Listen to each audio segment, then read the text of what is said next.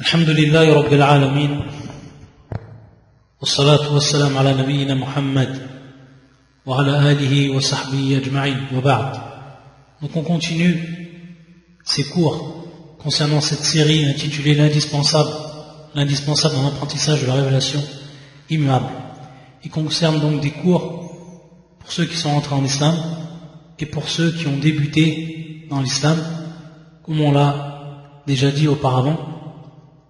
Et aujourd'hui, Inch'Allah, on va parler donc, continuer de parler de cette religion, l'islam. Et lorsqu'on dit bien entendu ce terme, islam, on s'aperçoit que le nom même, c'est l'islam. Et sa signification, c'est la soumission. Et on s'aperçoit par rapport aux autres religions, comme le judaïsme, qui vient d'un nom, de Judas, comme le christianisme, qui vient d'un nom, le Christ, etc. Le bouddhisme, qui vient d'un nom, Bouddha, etc. On voit que l'islam, ce n'est pas attribué à une personne. L'islam, c'est la religion d'Allah, et c'est pour ça que dans le Coran, on va retrouver ce terme, le terme l'islam, ou des dérivés du terme islam. Comme Allah Azza wa Jalla dit dans le Coran, إِذْ قَالَ لَهُ رَبُّ أَسْلِمْ قَالَ أَسْلَمْتُ لِرَبِّ الْعَالَمِينَ. Lorsqu'il dit Allah Azza wa Jalla à son envoyé, à son prophète Ibrahim, que la paix soit sur lui, lorsqu'il lui a dit إِذْ قَالَ لَهُ رَبُّ, lorsque son Seigneur lui a dit Aslim, c'est-à-dire soumets-toi. Donc on voit bien ici un dérivé du terme al-islam, qui est le verbe ici, à l'impératif Aslim. Qal, ensuite Ibrahim, il a dit Aslamtu li rabbil alamin. Il a dit je me suis soumis au Seigneur des mondes. Donc je me suis soumis ici à l'islam. Également un autre verset du Coran, et qui est le suivant. Bala man aslama wajhahu lillah wa huwa muhsin falahu ajruhu 'inda rabbih wa la khawfun 'alayhim wa la hum yahzanun. Donc dans ce verset également, on va retrouver le verbe ici aslam. Bala man aslama, qui est donc un des dérivés du terme al-islam. Bala man aslama wajhahu lillah, celui donc qui va soumettre, tout son être à qui? À Allah, le Seigneur des mondes, à Allah. Bala man aslama wajhahu lillah wa huwa muhsin, tout en étant muhsin, c'est-à-dire qu'il va faire les actes, il va faire ses actes de manière parfaite, dans le sens qu'il va les faire en suivant la sunna du prophète sallallahu alayhi wa sallam. Comment le prophète il a fait les actes d'adoration, cette personne-là fait de même. Falahu ajruhu, et donc il aura sa récompense 'inda rabbi, auprès de son Seigneur. Donc on voit également ici le terme qui est repris aslam. Bala man aslama wajhahu. Donc on voit que ces termes ici repris sont tous des dérivés de l'islam, qui est le nom donc de cette religion, et qui prouve bien ici, dans un premier temps, que ça a été réellement la religion de tous les autres envoyés. On voit cette parole d'Ibrahim, et également on s'aperçoit que c'est réellement la religion du monothéisme pur, de la sincérité envers Allah Azza wa Jal, être sincère et avoir une intention qui est pure uniquement pour Allah dans son adoration, sans rien même associer d'autre qu'Allah subhanahu wa ta'ala. Donc ce terme, et qui est le nom de cette religion, l'islam, a toute son importance et ne revient pas à une personne, contrairement aux appellations des religions précédentes, comme on l'a cité, que ce soit le judaïsme, le christianisme, etc. Ensuite, on va voir donc que dans cette religion, l'islam, cette religion, elle a des piliers. Elle a des piliers et également elle a des fondements. Et parmi les piliers qu'elle contient, cette religion, les piliers de la foi. Les piliers de la foi. Sachant qu'on a déjà parlé des piliers de l'islam, et les piliers de l'islam, de façon générale, qui, comme on l'a vu précédemment, sont les 5 piliers connus, et dont on a expliqué le premier pilier. Ensuite, les autres piliers, qui sont en réalité des piliers qui concernent les actes et qui concernent l'adoration, que ce soit la prière, que ce soit le jeûne, que ce soit la zakat, que ce soit également le pèlerinage. On reverra cela dans les prochains cours, Inch'Allah, lorsqu'on expliquera de façon résumée ce qui concerne ces actes-là et comment les accomplir et quelles en sont les conditions. Pour revenir donc aux piliers ici, les piliers de la foi, car on sait que le prophète sallallahu alayhi wa sallam nous a enseigné que cette religion, elle était basée donc sur la foi en Allah et également sur la foi aux anges, les anges d'Allah, sur la foi des livres, les livres d'Allah, sur la foi des envoyés, les envoyés d'Allah, sur la foi au jour dernier et sur la foi également de la prédestination, que ce soit dans le bien et que ce soit dans la mal. Ça représente les 6 piliers de la foi que tout musulman doit connaître et qu'il doit comprendre et savoir le contenu, et c'est ce que nous allons donc expliquer maintenant. Le premier pilier qui est l'iman billah, donc la foi en Allah. Et lorsqu'on dit la foi en Allah, bien entendu, et lorsqu'on va dire également la foi aux anges, tout cela c'est croire en l'invisible, car Allah on ne le voit pas dans cette vie d'ici-bas. Les anges on ne les voit pas dans cette vie d'ici-bas, et pourtant on doit y croire. On doit y croire d'après les preuves qui sont plus qu'évidentes et d'après les instructions que nous ont données les prophètes, tous les envoyés qu'Allah lui-même subhanahu wa ta'ala a envoyés, et les livres qu'il a envoyés, toutes les preuves donc qui sont irréfutables quant à la foi que l'on doit avoir envers Allah Azza wa Jal. Donc c'est croire à l'invisible. Et lorsqu'on croit à l'invisible, ce n'est pas croire, bien entendu, sans preuve à l'invisible.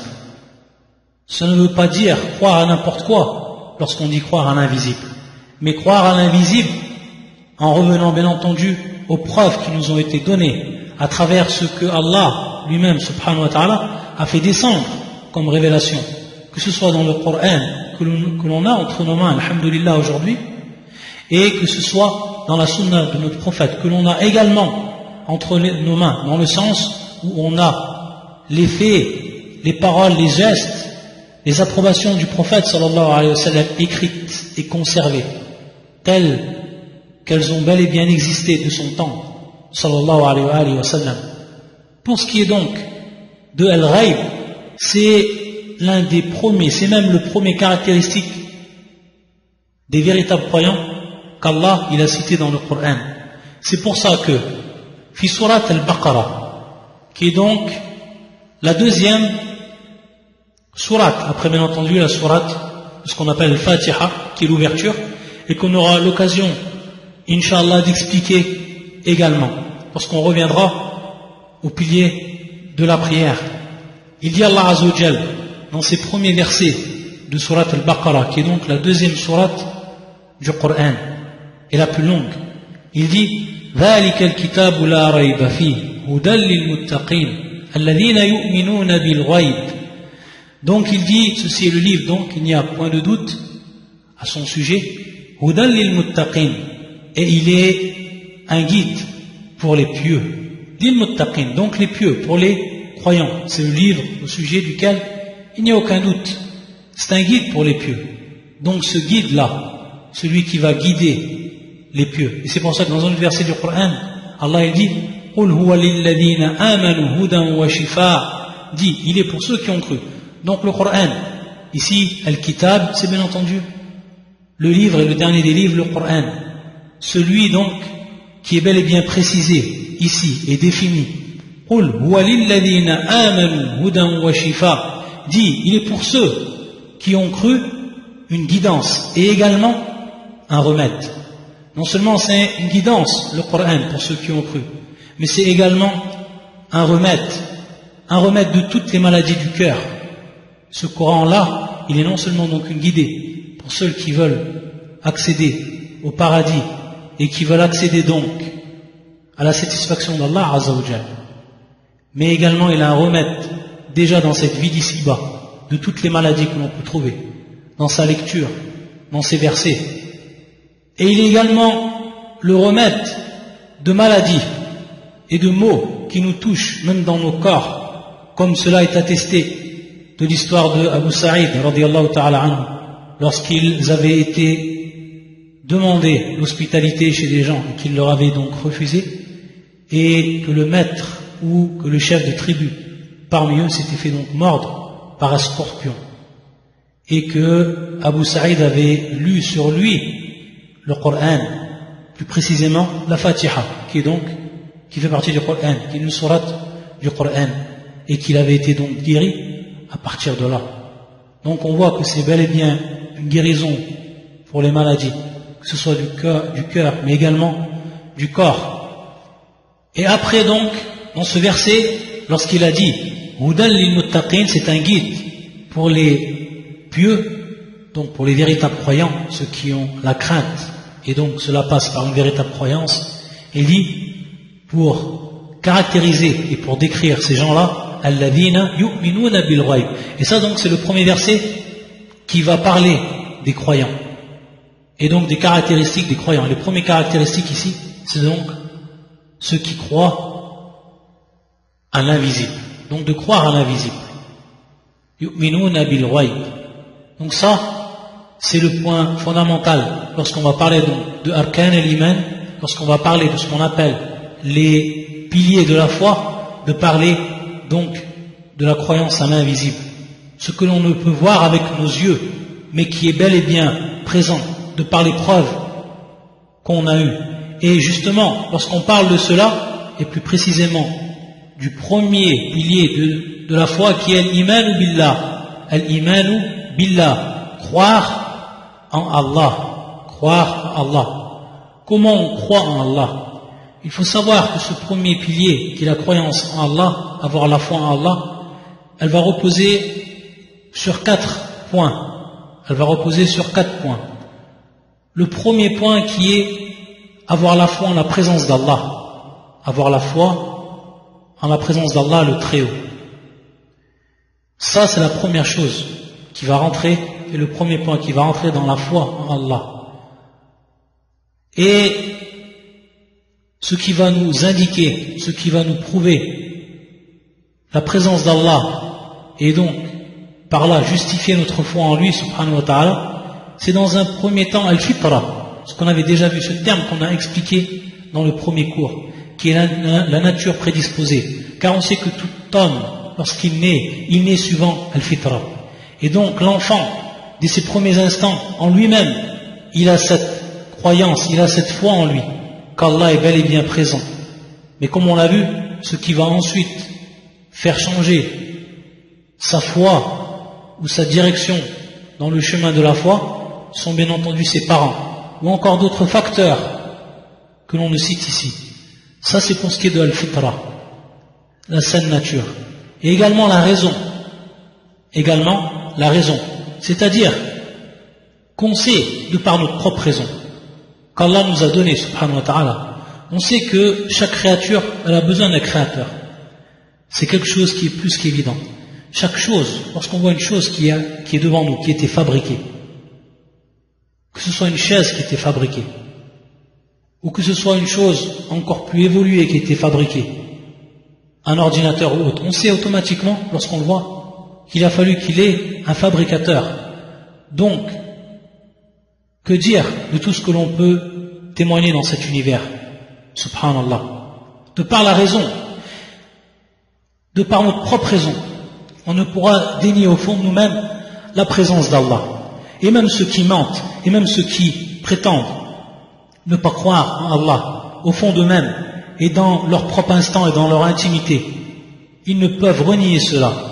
Et c'est pour ça que dans un verset du Coran, qui était entendu par un homme, il l'a entendu de la bouche du prophète sallallahu alayhi wa sallam. Cet homme-là, avant même qu'il se convertisse, et qui est devenu donc ensuite un compagnon connu parmi les compagnons du prophète sallallahu alayhi wa sallam, c'est Jubair ibn Mut'im. Jubair ibn Mut'im. Lorsqu'il se promenait et lorsqu'il est passé près des musulmans alors qu'il prier. Et celui qui présidait la prière, bien entendu, c'était le prophète sallallahu alayhi wa sallam. C'était durant al-Maghrib, après le coucher du soleil, donc durant la prière du Maghrib. Et le prophète sallallahu alayhi wa sallam qui présidait la prière était en train de réciter surat at-Tur, la surat at-Tur. Et quand il est passé près d'eux, Jubair ibn Mut'im, il a entendu ce verset récité par le prophète sallallahu alayhi wa sallam, qui est le verset suivant. Am khuliqu min ghayri shay'in am humul khaliqun. C'est-à-dire, ici, dans ce verset du Coran, qu'il a entendu, Jubair, lorsqu'il a entendu ce verset de Jubair, qu'est-ce qu'il dit? Il dit, lorsque j'ai entendu ce verset, mon cœur, il a failli s'envoler. Subhanallah. Non seulement, de par la récitation du prophète, qu'il a récité de la meilleure des manières, et on sait, d'après Al-Mu'jiza, c'est-à-dire le miracle du Coran qui se trouve dans son éloquence, l'éloquence du Coran, et dont on sait ce défi qui était lancé aux hommes et aux djinns de venir avec un verset du Coran et qu'ils n'ont pu jusqu'à nos jours. Jamais personne n'a pu venir avec un verset du Coran, d'où l'éloquence et la particularité donc du Coran, parce que c'est la parole d'Allah subhanahu wa ta'ala. Donc une chose qui est plus qu'évidente, lorsqu'il a entendu ce verset du Coran, l'éloquence de ce verset du Coran, et la façon de les réciter du prophète sallallahu alayhi wa sallam, et ce qu'il contient comme signification et comme sens, il a dit cette parole. Il a dit, Jubair, que son cœur il a failli s'envoler. Ce verset-là, il va poser deux hypothèses pour ceux qui ne croient pas en Allah Azza wa Jalla et qui ne croient pas donc au Créateur. Ceux qui vont renier ici Tawhid al-Rububiyyah, ceux qui vont renier donc l'unicité d'Allah Azza wa Jalla dans sa seigneurie. Chose qu'on va expliquer, qu'on va revoir très bientôt. Ceux-là, ceux qui renient donc la présence d'Allah, qui renoncent également à son Rububiyyah, à sa seigneurie, Allah Azza wa Jalla, à travers ce verset, va leur donner donc les deux hypothèses de leurs paroles, ou plutôt les deux conséquences de leurs paroles, et qui est la première, am khuliqu min ghayri shay'in, ont-ils été donc créés sans un créateur? C'est ça le sens. Ont-ils été créés de rien? Ont-ils été créés donc sans un créateur? Lorsque la personne elle voit sa propre personne, sa formation, comment elle est formée. C'est pour ça que dans un autre verset du Coran, Allah Azza wa Jalla nous dit سنريهم آياتنا في الآفاق وفي أنفسهم حتى يتبين لهم أنه الحق سنريهم آياتنا في الآفاق وفي أنفسهم حتى يتبين لهم أنه الحق. C'est-à-dire, nous allons leur montrer nos signes, les preuves de notre existence, les preuves que c'est seul Allah Azza wa Jalla qui mérite l'adoration. سنريهم آياتنا في الآفاق, à l'horizon, donc dans l'univers, dans tout ce que l'on peut voir autour de nous, وفي أنفسهم, et en eux-mêmes également, c'est-à-dire dans la propre création de l'être humain, حتى يتبين لهم أنه الحق, jusqu'à donc qu'il leur soit devenu clair que cela est la vérité. Et la vérité, أنه الحق. Donc on voit que dans notre propre création, lorsque la personne يتأمل, يتدبر, lorsqu'elle voit, lorsqu'elle s'aperçoit, lorsqu'elle contemple, lorsqu'elle réfléchit à sa création, elle voit la création de ses yeux, de ses mains, de son nez, de ses sens. Subhanallah. Comment donc peut-on nier celui qui nous a créés? Am khuliqu min ghayri shay'in, c'est-à-dire ils ont été créés ici sans créateur, comme ça ils sont venus. Ils sont venus sans même un créateur. Am humul khaliqun, et la deuxième conséquence de leur parole, am humul khaliqun, où sont-ils donc eux les créateurs? C'est-à-dire, ce sont eux qui ont créé eux-mêmes, qu'ils soient cela ou soit cela. Et on voit que ce sont deux choses qui ne peuvent être acceptables. Donc on revient ici à la création du créateur, et qui est Allah subhanahu wa ta'ala. Ça pour ce qui est de la raison, et sans s'étendre dessus. Également, la religion, ou la législation religieuse, ash-shara, ce qu'on appelle shara. Lorsqu'on voit qu'Allah Azza wa Jalla nous a envoyé des prophètes, et que tous ces prophètes, depuis Adam, ils ont appelé à l'unicité d'Allah, et donc de croire avant tout en la présence d'Allah. Également tous les livres qui sont descendus, et qui sont tous unanimes pour prouver et pour appeler à reconnaître la présence d'Allah Azza wa Jal. Ça aussi, ça rentre donc dans les preuves et dans les signes qu'Allah Azza wa Jal nous a montrés à travers sa législation qu'il a fait descendre. Et le quatrième ensuite, donc la quatrième chose qui va nous prouver, qui va nous indiquer la présence d'Allah, c'est al-hiss, c'est-à-dire ce qu'on pourrait traduire par l'essence même que l'on a. Et lorsqu'on parle de sens, c'est quelque chose que l'on va concrètement retrouver lorsqu'on va invoquer Allah Azza wa Jal. Lorsque la personne elle invoque Allah et qu'elle voit que sa requête est exaucée, lorsqu'elle invoque le Seigneur dans un moment, et c'est malheureusement pour beaucoup de gens qu'ils invoquent Allah uniquement lorsqu'ils sont dans un moment, dans une impasse, et qu'ils voient donc que leur requête a été exaucée, cela donc leur prouve bel et bien la présence d'Allah. Également à travers les miracles des prophètes.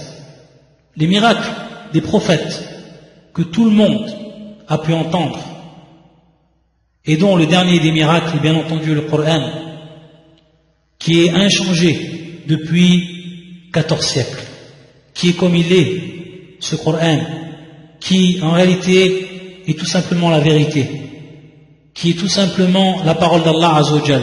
Donc on va retrouver toutes les vérités dans ce Coran, et cela dans tous les domaines, et un livre, bien entendu, qui va regorger d'une immense sagesse. Et pour ce qu'on parle de vérité, même au niveau, ce que l'on appelle au niveau scientifique, c'est-à-dire quand on va trouver des versets qui sont descendus sur le prophète sallallahu alayhi wa sallam il y a 14 siècles, et dont on va savoir aujourd'hui, après que la science, dans certains domaines, comme la médecine et autres, et la science, les sciences humaines ont évolué, on va s'apercevoir que tout simplement, ce qui était cité et expliqué dans le Coran, c'est réellement ce que l'on a pu s'apercevoir aujourd'hui, à travers donc des procédés qui sont beaucoup plus récents. À titre d'exemple, ce que l'on donne ici comme exemple, et qui est le plus illustre dans ce domaine-là, c'est un verset du Coran qui va nous prouver et qui va nous détailler comment l'homme il a été créé.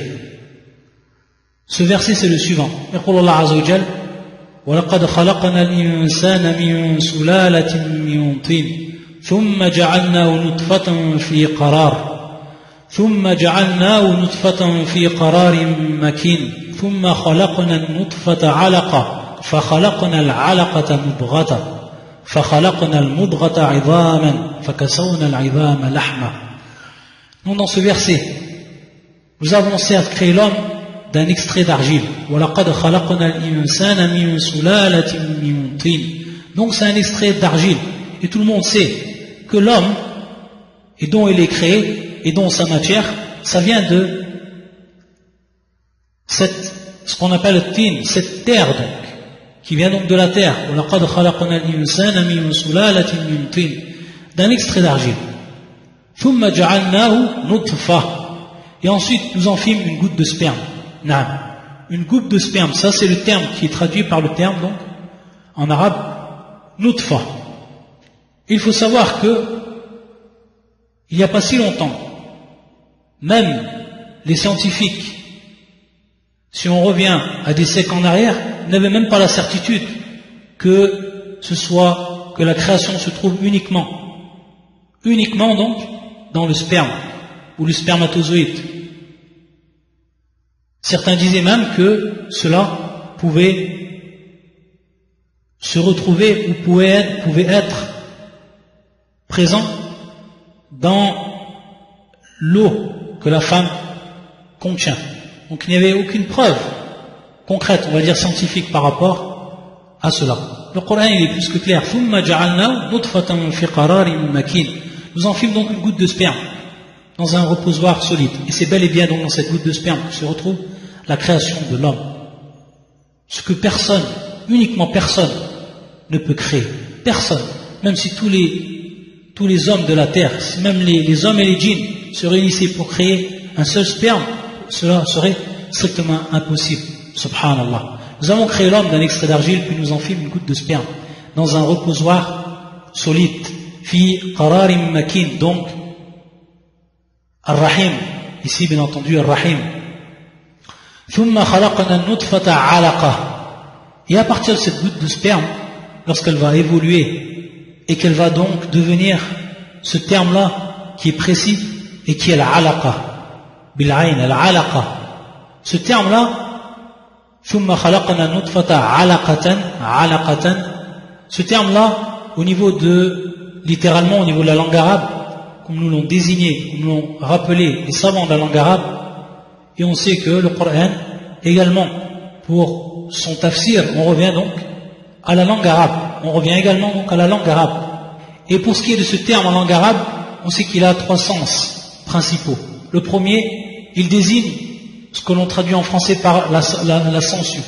Al-alaqa comme la sangsue, quelque chose donc qui se colle à la peau et qui ne peut donc être facilement retiré et qui a le rôle donc de sangsue, qui vient en fait pomper le sang.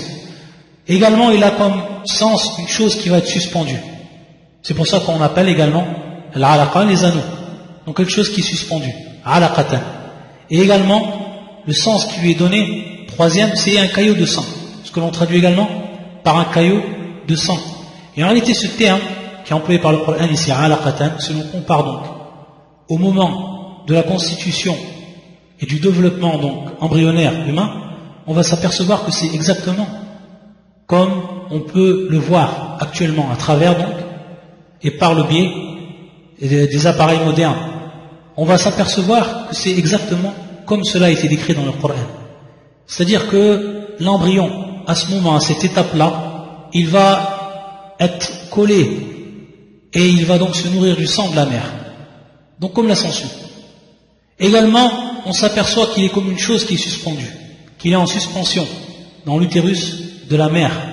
C'est toujours donc au stade de al-alaqa. Et par rapport également au troisième sens, comme un caillot de sang, on s'aperçoit donc, à travers les images qui nous est données donc à ce moment-là de l'embryon humain, on s'aperçoit qu'il est totalement donc similaire à ce qu'on appelle et à ce qu'on pourrait voir comme caillot de sang. Donc ça c'est les termes et le sens qui est pris dans le terme al-alaqa, alaqatan, et qui est donc exactement comme l'on peut voir actuellement. Ensuite, après le terme alaqa, et qui va être ensuite donc la troisième étape, فَخَلَقْنَا الْعَلَقَةَ مُضْغَةً. C'est-à-dire que nous avons créé donc cette alaqa, nous avons créé ensuite et nous l'avons donc fait passer à l'étape suivante qui est al-mudra, ce qu'on appelle al-mudra, et qui vient en réalité du verbe madara, et qui est tout simplement le fait de mâcher, c'est pour ça que à ce moment-là, exactement après donc qu'il est passé de l'étape al-alaqa, il va devenir mudra, et ce terme-là il est plus que précis, car lorsqu'on va s'apercevoir de l'image d'un embryon qui est à ce stade-là, c'est exactement comme un morceau de chair qui serait mâché, avec les traces des dents dessus. Donc c'est exactement donc le terme qui a été employé par le Coran, mudratan, qui vient du verbe madara. Et on sait que madara, ce terme-là, en langue arabe, c'est le fait de mâcher. Lorsqu'on mâche quelque chose, on dit madara. Après qu'il est devenu donc mudratan, il devient فَخَلَقْنَا الْمُضْغَةَ عِظَامًا. Donc ensuite, Allah Azza wa Jal crée à partir de cette mudra des os. فَكَسَوْنَا الْعِظَامَ لَحْمًا. Et qu'à partir de ces os-là, Allah Azza wa Jal va les recouvrir, va comme les habiller donc de la peau, de cette peau humaine, subhanallah. Donc on voit comment le Coran il est précis par rapport à cela, et qui regorge donc ici, qui nous donne de manière plus que précise comment exactement ça se passe pour ce qui est du développement embryonnaire, pour ce qui est donc de la création de l'homme déjà dans le ventre de sa mère, subhanallah. Et comme on l'a dit, comme on sait que le Coran il explique également par la sunna, et on sait dans le hadith d'Ibn Mas'ud radiyallahu ta'ala anhu, le hadith connu d'Ibn Mas'ud radiyallahu ta'ala anhu, on sait que chaque étape elle est de 40 jours.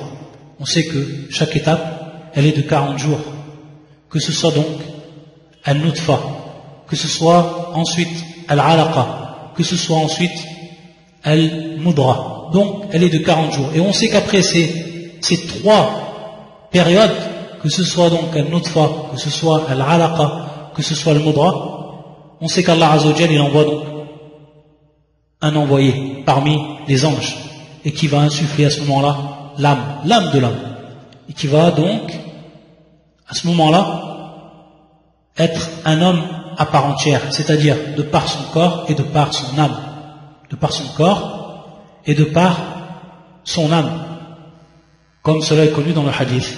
Et on sait qu'il va donc à ce moment-là lui être prescrit ce qui va lui être prescrit.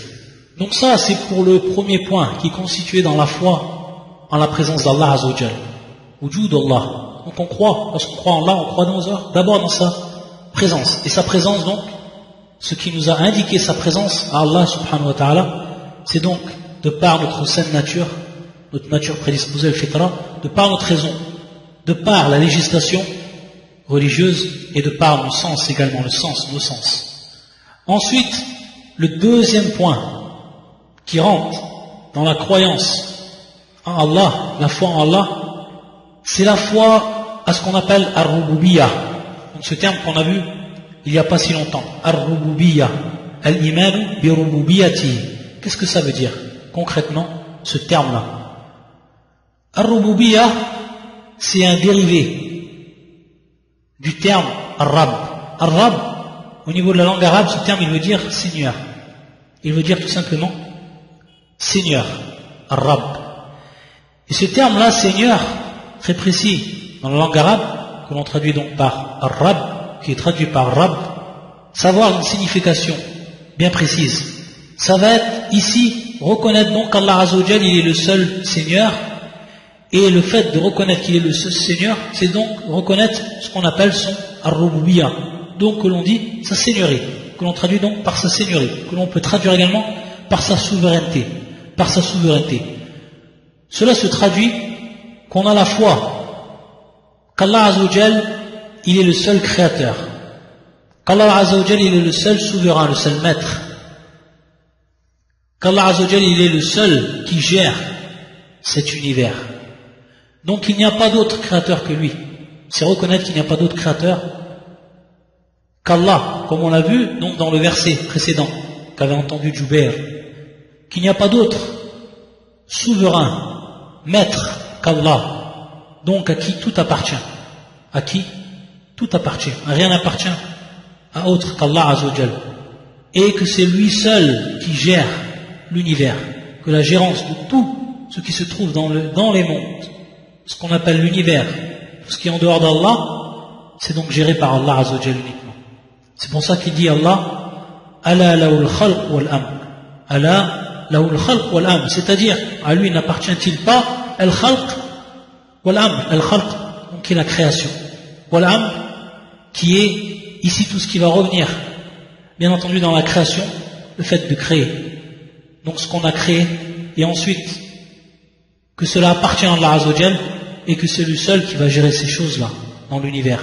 Wal amr, al-amr qui va revenir ici donc, parce que de ce verset, qui va revenir à tout ce qui est contenu dans la législation, que c'est donc seul Allah Azza wa Jal qui légifère. Donc ici, ça revient à la législation religieuse. Donc al-khalq, qui est la création, ala lawul khalq wal amr, et la législation. Donc ici, c'est tout simplement croire dans ce deuxième point, après avoir cru à la présence d'Allah, qu'Allah Azza wa Jal est le seul créateur, le seul qui gère, et le seul à qui appartient toute chose. Subhanallah. Ça, c'est ce qu'on appelle al-iman bi rububiyyati, la foi donc en sa souveraineté, sa seigneurie. Donc on est obligé de croire en cela, si on veut vraiment concrétiser la foi en Allah, d'après les préceptes du Coran et de la Sunna. Ensuite, on sait que, après ce deuxième point, il vient donc le troisième point, qui est l'iman bi uluhiyati. Ce terme-là, uluhiyya, après avoir dit al-rububiyyah, ce terme qui est l'uluhiyya, qu'est-ce que veut dire ce terme, al-uluhiyya? C'est plus que simple. Ce terme-là, en réalité, c'est l'adoration. Ce terme-là, c'est l'adoration. C'est-à-dire, tout simplement, reconnaître qu'Allah Azza wa Jal, il est le seul qui mérite l'adoration. et que personne d'autre ne mérite cette adoration. Donc on doit lui vouer un culte exclusif. Et ça on l'a vu précédemment, on a insisté que c'est réellement le cœur de l'islam. Le cœur de l'islam, que l'islam tout entier repose sur ça, sur cette unicité d'Allah Azzawajal dans cette adoration. Reconnaître qu'Allah il est le seul à être adoré et ne vouer aucune adoration en dehors de lui. Ça c'est l'uluhiyya. C'est pour ça qu'Allah Azzawajal dit wa ilahukum ilahun wahid la ilaha illahu ar-rahmanur rahim. C'est-à-dire wa ilahukum ilahun wahid, votre divinité est une divinité unique. La ilaha illahu ar-rahmanur rahim. Il n'y a pas d'autre divinité en dehors de lui, donc méritant l'adoration, si ce n'est lui, le tout miséricordieux, le très miséricordieux. Et également il nous dit Allah Azzawajal dans un autre verset du Coran لقد أرسلنا نوحا إلى قومه فقال يا قوم اعبدوا الله ما لكم من إله غيره. Nous avons envoyé donc Noé à son peuple, Noé qui fut donc le deuxième envoyé après Adam, et dont Allah Azzawajal a envoyé à son peuple, et qui leur a dit, comme a dit tous ceux qui sont venus après lui, tous ont dit la même chose. C'était une parole qui était unique pour tout le monde chez les envoyés. Ya qawmi a'budullaha ma lakum min ilahin ghayruh. C'est-à-dire, oh mon peuple, adorez Allah, vous n'avez pas d'autre divinité à adorer en dehors de lui, subhanallah. Ça donc c'est pour la foi en l'adoration et en donc ce qu'on appelle uluhiyya, qu'on traduit par l'adoration, en l'adoration d'Allah. Et bien entendu, lorsqu'on avait cité à plusieurs reprises le terme adoration, on a cité plusieurs fois le terme adoration durant ces cours. Et peut-être que pour certains, ils veulent savoir qu'est-ce que réellement l'adoration en islam. Qu'est-ce que veut dire l'adoration? Est-ce que l'adoration c'est uniquement rentrer dans la mosquée et prier, faire ses 5 prières, et ensuite, lorsqu'on sort de la mosquée, c'est terminé, on parle plus de religion et on n'adore plus Allah Azzawajal. On vient dans une sphère qui est différente de celle qu'on était lorsqu'on était dans la mosquée. Là, l'adoration elle se fait à tout moment. Pourquoi cela? Lorsqu'on va revoir ce que c'est l'adoration, on va tout simplement comprendre réellement le sens qu'elle prend pleinement dans le din, dans la religion. Il nous rappelle les savants que cette adoration c'est un nom. Donc ce terme adoration, c'est un terme, c'est un nom, ce terme-là, adoration, qui va englober tout ce que Allah Azzawajal il aime et il agrée. Tout ce qu'Allah Azzawajal il aime et il agrée. Il suffit que seule chose qu'Allah Azzawajal il agrée et qu'il aime, ça fait partie de l'adoration. Et comment on va savoir qu'Allah Azzawajal il aime et qu'il agrée une chose? En revenant bien entendu au Coran et en écoutant le Coran lorsqu'on va entendre ce qu'Allah il aime. Et également lorsqu'on va revenir à la sunna du prophète sallallahu alayhi wa sallam, sachant que le prophète ne faisait que ce qu'Allah il aime. Et tout ce qui nous a instruit le prophète sallallahu alayhi wa sallam à travers également ses paroles, on va savoir donc à partir d'Allah ce qu'Allah Azzawajal il aime. À chaque fois qu'on va savoir quelque chose, Allah il aime, on sait que c'est une adoration. Et à chaque fois qu'Allah Azzawajal il va nous ordonner une chose, que ce soit obligatoire ou que ce soit recommandé, de même pour ce qui est de son prophète, on va savoir que c'est également une adoration, que ça va rentrer ici dans l'adoration, parce qu'Allah Azzawajal il ordonne à ses créatures que ce qu'il aime, subhanahu wa ta'ala, il leur interdit ce qu'il déteste, et dans ce qu'il aime, Allah Azzawajal, il y a le bien, et dans ce qu'il déteste, il y a le mal. Et donc ici, pour ce qui est du terme adoration, tout ce qu'Allah Azzawajal il aime, il agrée. Que ce soit des paroles, que ce soit des actes, que ce soit des paroles qui sont intérieures ou extérieures, que ce soit des actes qui sont intérieurs ou extérieurs. Quand on dit acte extérieur, c'est bien entendu comme les prières, comme le pèlerinage, comme le fait d'enlever ce qui obstrue le chemin des gens, etc. Tous les actes que l'on peut voir. Et également les actes intérieurs, qui sont en réalité ici des actes du cœur. Ce sont les actes du cœur. Le fait d'espérer en Allah, le fait d'avoir peur d'Allah, le fait d'aimer et de détester en Allah. Ça, c'est les actes du cœur. Ça rentre dans l'adoration également, parce qu'Allah Azzawajal, il aime cela de nous. Et il nous le recommande à travers ces versets. De même, pour ce qui est des paroles qui sont extérieures. Le fait de rendre le salam ou de passer le salam à ton frère, c'est quelque chose dont Allah Azza wa Jalla aime, c'est une adoration. Le fait de dire la bonne parole à tes parents, les belles paroles à tes parents, c'est également de l'adoration, car Allah Azza wa Jalla, il nous l'ordonne. Le fait également de louer Allah Azza wa Jalla, ça fait partie également de l'adoration. Pour ce qui est également des paroles intérieures, c'est comme un shahada, le fait donc de prononcer, comme on l'a vu auparavant, ce témoignage de par son cœur. Le prononcer donc de par son cœur. Donc tout cela va rentrer dans l'adoration. Donc on voit que c'est général l'adoration. L'adoration, c'est pas uniquement dans une sphère, par exemple à la mosquée, après c'est terminé, ou alors uniquement, ça se traduit par certains rites de l'islam qui sont connus de tout le monde, et c'est terminé là. L'adoration se fait à tout moment. L'adoration se fait à tout moment, même lorsque tu vas aider ton frère qui est dans le besoin, tu es en train d'adorer Allah Azza wa Jalla. À tout moment, elle se fait l'adoration. Et de par cette niya, bien entendu, de par l'intention qu'on aura, le musulman, le croyant, il peut être à chaque moment de sa vie en adoration. Subhanallah. Ça, c'est le bienfait de l'islam. Et comme on l'a dit, donc c'est vraiment général. Et c'est pas comme certains, que ce soit par leur ignorance ou que ce soit par le refus qu'ils veulent de l'islam, et qui nous disent que l'islam, c'est simplement dans une sphère bien précise. Et qu'en dehors, on doit oublier cela. Et qu'on doit tous être les mêmes, qu'on soit des musulmans, qu'on soit des chrétiens ou autres. Là, comme le veulent les gens de la laïcité, ce qu'ils appellent donc la laïcité, c'est-à-dire adorer Allah Azza wa Jalla uniquement dans notre sphère, dans des moments précis. Et en dehors de cela, oublier qu'il y a un Seigneur, oublier qu'il y a une divinité qu'on doit adorer à tout moment. Subhanallah. L'islam abadan, pour ce qui est de l'adoration, c'est à tout moment. Et donc ici, on est au troisième point, et qui est donc al-iman bi uluhiyati, le fait de croire donc en l'adoration d'Allah Azza wa Jalla. Ensuite, et le dernier point, al-iman bi asma'i wa sifati. Et pour ce qui est bien entendu de ce qu'on a dit précédemment, un des versets qui est des plus explicites du Coran et qui est le suivant. يقول الله عز وجل إن صلاتي ونسكي ومحياي ومماتي لله رب العالمين لا شريك له وبذلك أمرت وأنا أول المسلمين. Il dit Allah عز وجل إن صلاتي قل إن صلاتي, c'est-à-dire ma prière, ونسكي, mon sacrifice, ومحياي, ma vie, ومماتي, et ma mort, لله رب العالمين, pour le Seigneur des mondes, appartiennent au Seigneur des mondes. Tout, que ce soit ma vie tout entière, que ce soit ma mort, que ce soit ma prière, que ce soit mes sacrifices, donc, ce qui est propre à l'adoration, tout appartient à Allah Azza wa Jalla. À tout moment, donc, le musulman, il est en adoration, il doit être en adoration, dans ce qu'il fait, de par ses intentions. Ensuite, al-iman bi asma'i wa sifati, donc la foi, avoir la foi au nom d'Allah et aux attributs.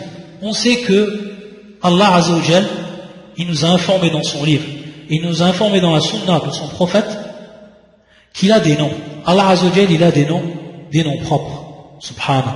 Comme à l'exemple du créateur, al-Khaliq, comme à l'exemple de l'immense, al-Azim, comme à l'exemple de al-Awwal al-Akhir, du premier, du dernier, comme à l'exemple du al-Zahir wal-Batin, de celui qui est apparent, de celui qui est caché, subhanahu. Tout cela, ce sont des noms d'Allah. Il en a d'innombrables noms.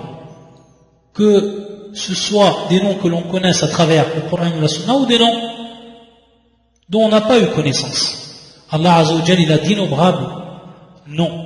Et donc on doit croire à ces noms-là. Et également, il a des attributs. Également, Allah Azza wa Jalla, il a des attributs. Des attributs, bien entendu, comme ces noms. Des attributs et des noms qui sont propres à lui. Des attributs et des noms qui sont propres à lui, subhanahu wa ta'ala. Allah Azza wa Jal, il possède la vie. Il a la vie, Allah Azza wa Jal. Al-Haya. Donc Allah Azza wa Jal vit. Ça, c'est un de ses attributs. Allah Azza wa Jal, il écoute et il entend. Ça également, c'est un de ses attributs. Ce sont parmi ses attributs. Donc Allah Azza wa Jal, il possède des noms et il possède également des attributs.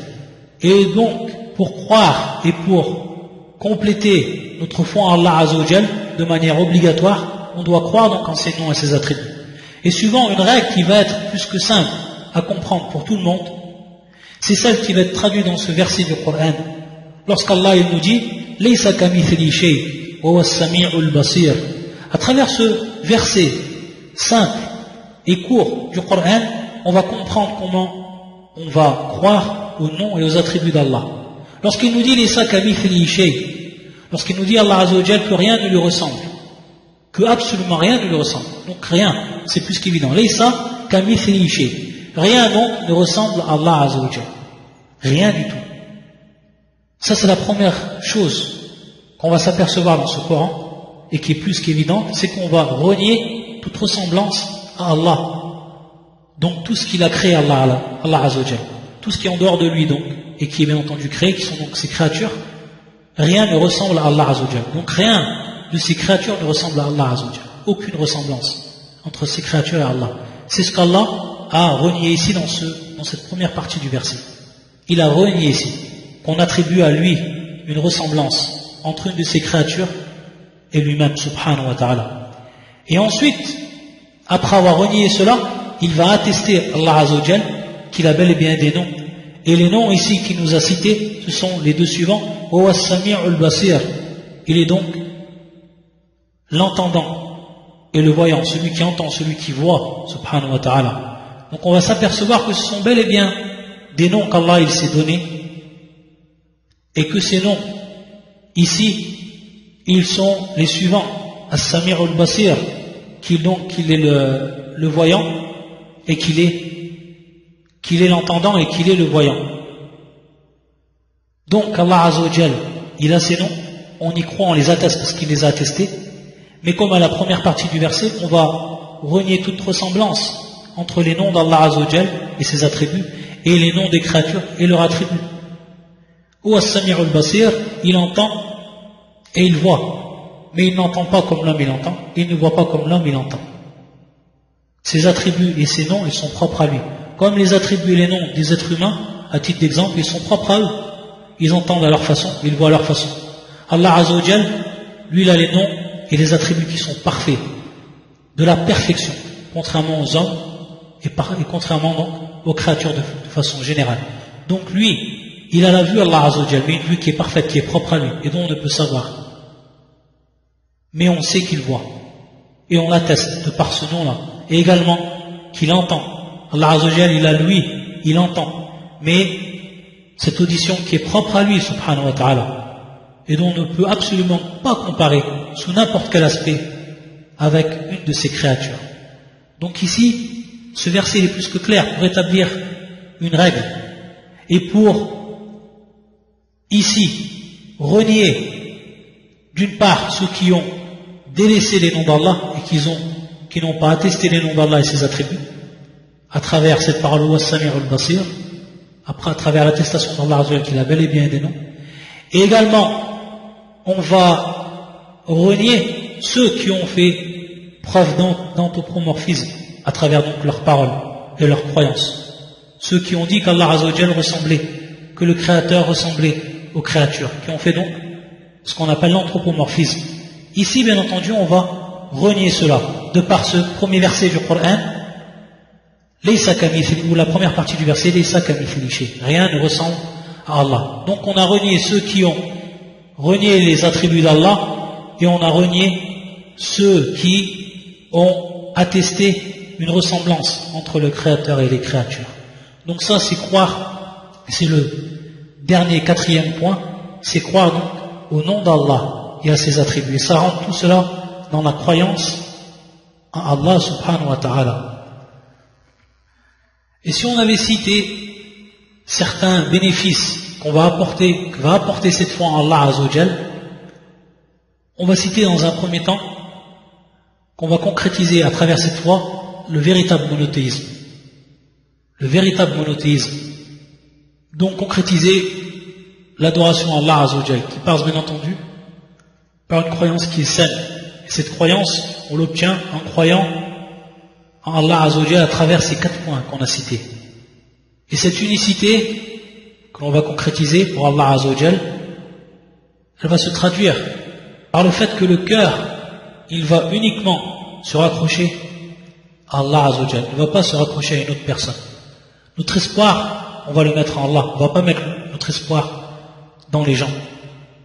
Notre peur, on va l'avoir vis-à-vis d'Allah, pas par rapport ou pas vis-à-vis des créatures. Et on va n'adorer, bien entendu, que lui, subhanahu wa ta'ala, et personne d'autre. Personne d'autre. On adorera en dehors d'Allah Azzawajal. Et on ne suivra pas par là nos passions et celles des gens. Et on ne se soumettra pas aux personnes, on va se soumettre réellement à Allah Azzawajal. Également, parmi les points que l'on peut citer, et il y en a nombreux, c'est ici à titre uniquement de résumé, on va obtenir à travers cela l'amour pleinement en Allah Azzawajal. On va aimer réellement Allah Azzawajal pour ceux qui vont croire comme il se doit en ces 4 points qu'on a cités et qui vont donc les appliquer. On va voir ici l'amour en Allah Azzawajal et également le révérer et un respect profond et total, subhanah, que l'on va retrouver et qui va nous être apporté à travers notre croyance au nom d'Allah Azzawajal et à ses attributs, ces noms qui sont parfaits et ces nobles attributs, subhanah, ces attributs qui sont parfaits également. Donc à travers cela, on va avoir cet amour envers Allah Azzawajal et cette révérence. Et également, donc, on va concrétiser l'adoration. Tahqiq al-ibada. On va concrétiser l'adoration. Car celui qui a réellement la foi en Allah Azzawajal, il va faire ce qu'il lui a ordonné. Il va s'écarter ce qu'il a interdit. Ce qu'il a interdit.